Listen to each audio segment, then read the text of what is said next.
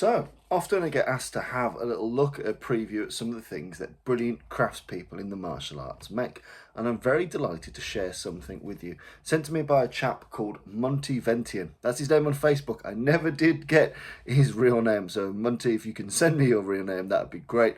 But a chap called Muttonchop, and he was looking at different types of historically inspired impact weapons, and he asked if I could take a look at something he'd been working on called the Muttonchop. And here it is, and I have to say it is a marvelous bit of kit, an absolutely marvelous bit of kit. So as you can see why it might be called the Muttonchop, it looks pretty much like the ubiquitous piece of Zulu fighting facial wear. It's a rigid style sap, so it's kind of leather here, but it's thick and it's strong, so it's, whilst it's got some give, it's pretty damn sturdy. It's got the weighted head here, and you can see the kind of the lead weight. It's a chunky old bit of kit, and it's got a really robust side profile.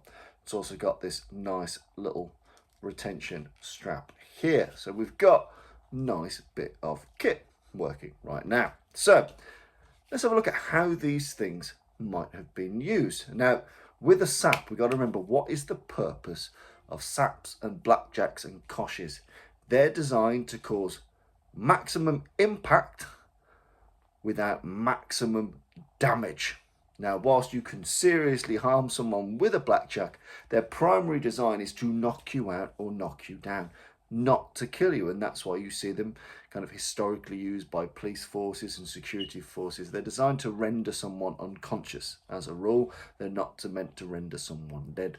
So with the Muttonchop, it follows in that fashion, in that it is not a rigid impact tool. It's got flex and give here. Now, the two distinct ways of using these things is side on, using the flat. So I typically advise using the thumb here. I've seen people comment on my use of the thumb and go, it'd break. And if you've got a thumb made of glass, yes. But honestly, this type of saber grip, you can cause some serious damage, hit with some serious force, and you'll be just fine. This allows you a good degree of control and orientation, which is very important. So using the flat, now historically this was seen to strike as a tool from behind or from the side. So it's designed to slap you with the sap, render you a bit wobbly, bundle you into the van. Simple fare. So using the side or the flat of the sap, that was traditionally how it was used. You can also, especially with this, the Muttonchop, use the edge profile. Now the edge profile, that has a lot less give indeed. So if you wanted something a little bit more final, you can go from this to this. That edge alignment here, it's all lead weight there.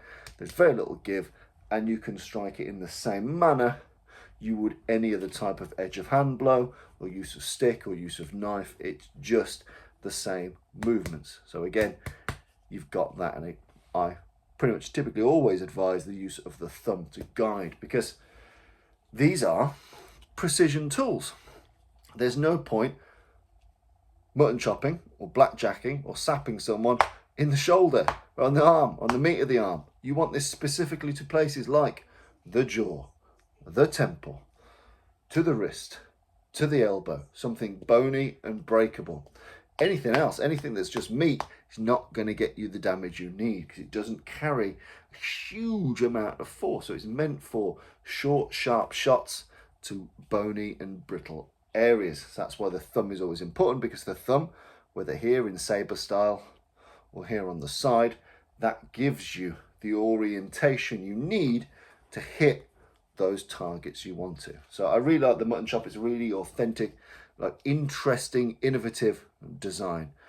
You see some historical things look a little bit like this, but this has kind of exaggerated those features, giving it a nice, cool Victorian aesthetic. Quality of the leather is marvelous. As you can see here, it's embossed a little bit with a lion crown. It's just cool. It's a really, really, really cool tool. It's handmade, craftsman made. The stitching is marvelous. Yeah, these things really do matter. Yeah. Now for me, I have these tools because I like collecting them and I think they're cool and I like to train with them. But you can imagine historically, the quality of craftsmanship could be a life-saving feature. Use a dud leather, a duff leather, stitching is poor, you're going to have a very bad time indeed. So craftsmanship is very important. So Monty sent me this, the Muttonchop, which he made. He's making a good number of these, so I'd advise you get one because they're very, very cool.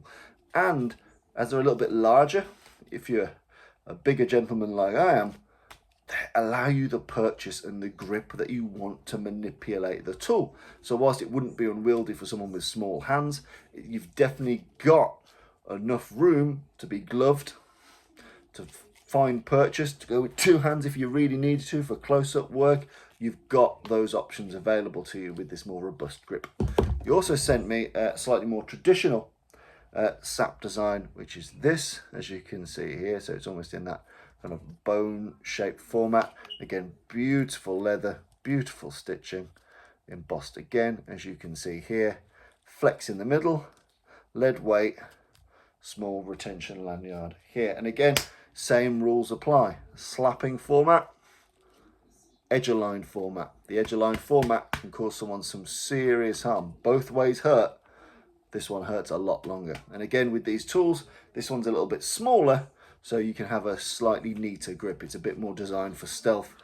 As you can see, it's got a much slimmer profile here. There you go, that's probably the best way to imagine it.